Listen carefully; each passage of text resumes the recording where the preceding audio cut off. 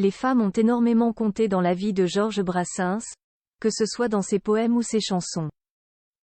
Premier amour du chanteur né le 22 octobre 1921, il aurait fêté son 102e anniversaire en 2023.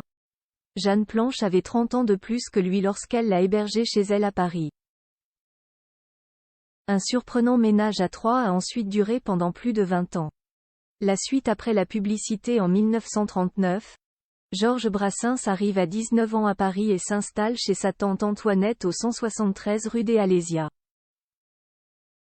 Réquisitionné pour le service du travail obligatoire, STO, en 1943, il est envoyé au camp de Basdorf à côté de Berlin. Après une année difficile, il obtient une permission de 15 jours à Paris.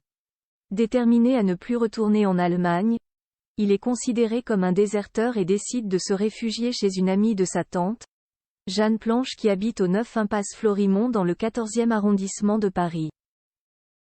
C'était une espèce de taudis. Mais j'y étais bien et j'y gardé depuis.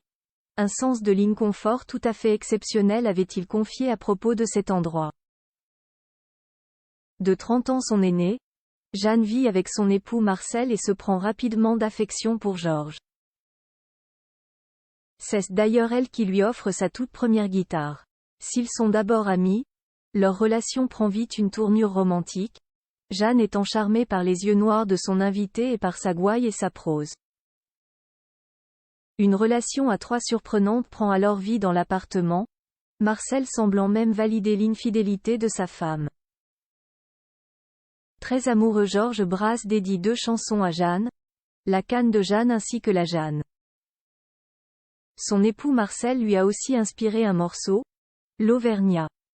Entre deux femmes à la fin de la guerre en 1947, Georges Brassens tombe amoureux d'une autre femme, Joa Eman. Libre et contre le mariage, il refuse de l'épouser et écrit pour elle le titre La non-demande en mariage. Il la surnomme Püppchen, petite poupée en allemand, et lie avec elle une relation très forte, à tel point qu'elle se fera enterrer à ses côtés en 1999 à 7. Malgré cette histoire d'amour, Georges Brassens a toujours gardé un lien avec Jeanne et n'a cessé d'aller et venir impasse Florimond. Comble de l'histoire, ce qui a sonné le glas de leur relation est la jalousie. Georges n'aurait pas apprécié qu'un an après la mort de son mari Marcel, Jeanne décide d'épouser un homme âgé de 36 ans en 1966. La suite après la publicité.